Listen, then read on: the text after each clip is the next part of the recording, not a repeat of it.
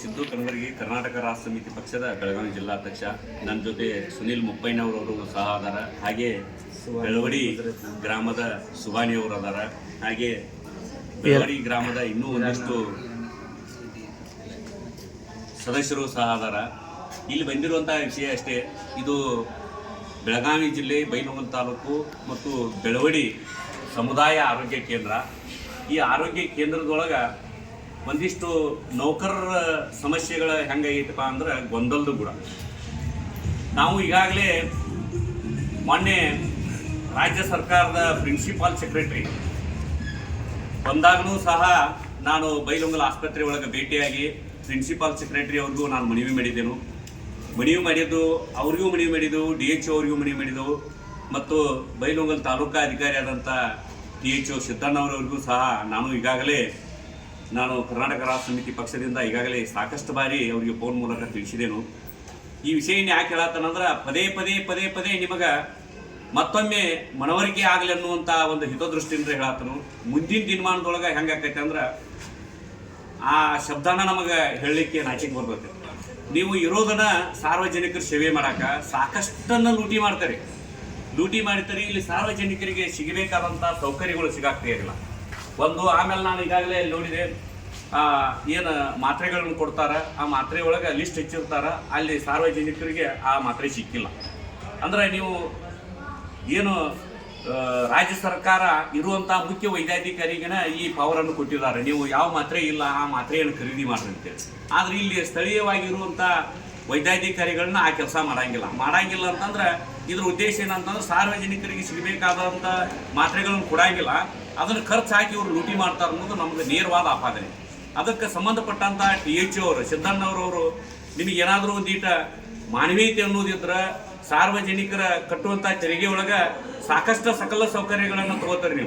ನೀವು ನಿಜವಾಗಿಯೂ ನಿಮಗೆ ಮಾನವೀಯತೆ ಅನ್ನೋದಿದ್ರೆ ಬೆಳವಡಿ ಸಮುದಾಯ ಆರೋಗ್ಯ ಕೇಂದ್ರಕ್ಕೆ ಬಂದು ಭೇಟಿ ನೀಡಿ ಇಲ್ಲಿ ಇರುವಂಥ ನ್ಯೂನ್ಯತೆಗಳು ಏನದಾವು ಮತ್ತು ಒಂದಿಷ್ಟು ಏನು ನೌಕರರು ಬೇಕಾಗೈತೆ ಅಂತಿಲ್ಲ. ಈಗಾಗಲೇ ನಾವು ಸಾಕಷ್ಟು ಬಾರಿ ನಿಮ್ಗೆ ಹೇಳಿದೆವು, ಇದನ್ನೊಮ್ಮೆ ಬಂದು ನೋಡಿ ಇದಕ್ಕೆ ಬೇಕಾಗುವಂಥ ಸಕಲ ನೌಕರರ ಒಂದು ವರ್ಗ ಒದಗಿಸ್ಲಿಲ್ಲ ಅಂತಂದ್ರೆ ಮುಂದಿನ ದಿನಮಾನದೊಳಗೆ ಇದನ್ನು ನೀವು ಅನುಭವಿಸ್ಬೇಕಾಗತ್ತೆ.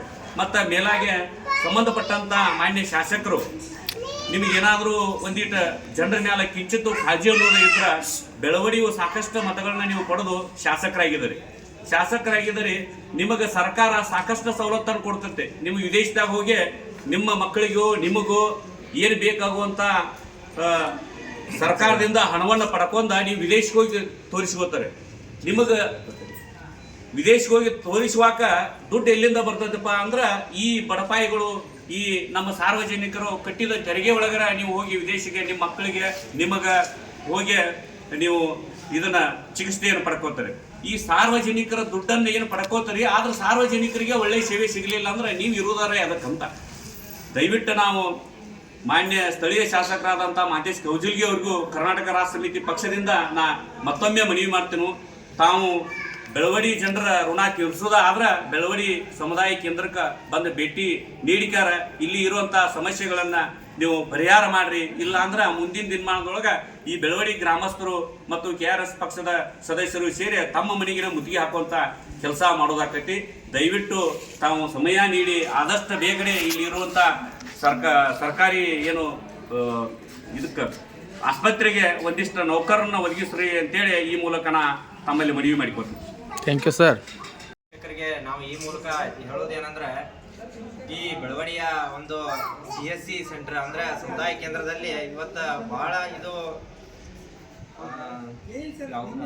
ಇಲ್ಲಿ ಸರಿಯಾದ ಸಿಬ್ಬಂದಿ ವರ್ಗಗಳಿಲ್ಲ. ಡಾಕ್ಟರ್ಸ್ ಇದ್ದಾರೆ, ಸಿಬ್ಬಂದಿ ವರ್ಗ ಇಲ್ಲ. ಸಿಬ್ಬಂದಿ ವರ್ಗ ಇದ್ರೂ ಕೂಡ ಅವರು ಯಾವುದೇ ತರ ಆದಂತ ಇಲ್ಲಿ ಬಂದಂತಹ ಪೇಷಂಟ್ಗಳ ಜೊತೆ ಸರಿಯಾದ ವರ್ತನೆಯನ್ನ ತೋರ್ತಾ ಇಲ್ಲ.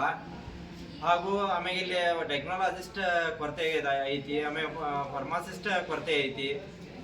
ಇದನ್ನ ನೋಡ್ತಕ್ಕಂತಹ ನಮ್ಮ ಜನಪ್ರತಿನಿಧಿಗಳು ಹಾಗೂ ಇದಕ್ಕೆ ಸಂಬಂಧಪಟ್ಟಂತ ತಾಲೂಕಾ ಅಧಿಕಾರಿ ಹಾಗೂ ಜಿಲ್ಲಾಧಿಕಾರಿ ಏನ್ ಮಾಡ್ತಾ ಇದಾರೋ ಏನಿಲ್ಲ ಅಂತ ಒಂದು ತಿಳಿತಾ ಇಲ್ಲ. ಇದರ ಬಗ್ಗೆ ಡಾಕ್ಟರ್ಸ್ ಆಗಲಿ ಇಲ್ಲಿಯ ಸ್ಥಳೀಯರಾಗಲಿ ಸಾಕಷ್ಟು ಬಾರಿ ಶಾಸಕರಿಗೂ ಆತು ಹಾಗೂ ಜನಪ್ರತಿನಿಧಿ ಶಾಸಕರಿಗೆ ಹಾಗೂ ತಾಲೂಕಾ ಅಧಿಕಾರಿಗಳಿಗೆ ಹಾಗೂ ಜಿಲ್ಲಾಧಿಕಾರಿಗಳಿಗೆ ಇದನ್ನು ಮನವಿಯನ್ನ ನೀಡಿದ್ರು ಕೂಡ ಯಾವುದೇ ತರ ಸ್ಪಂದನೆಗಳಾಗಿಲ್ಲ. ಈ ಬಾರಿಯೂ ಕೂಡ ಇನ್ನೊಂದು ಬಾರಿ ನಾಳೆಯ ದಿನ ನಾವು ಹೋಗಿ ಮನವಿಯನ್ನು ನೀಡಬೇಕಂತ ಮಾಡಿದ್ದೀವಿ. ಈ ಮನವಿಗೂ ಅವರು ಯಾವುದೇ ಥರವಾದಂಥ ಸ್ಪಂದನೆಯನ್ನು ನೀಡಲಿಲ್ಲ ಅಂದ್ರೆ ಮುಂದಿನ ದಿನಮಾನಗಳಲ್ಲಿ ಉಗ್ರವಾದ ಹೋರಾಟವನ್ನು ಮಾಡಿ ಸ್ಥಳೀಯ ಶಾಸಕರ ಮನೆಯ ಎದುರಿಗೆ ಪ್ರತಿಭಟನೆಯನ್ನು ಹಮ್ಮಿಕೊಳ್ಬೇಕಾಗತ್ತಂತ ಇದನ್ನು ಈ ಮಾಧ್ಯಮದ ಮೂಲಕ ನಾನು ತಿಳಿಯಪಡಿಸೋಕೆ ಇಚ್ಛಿಸ್ತೀನಿ.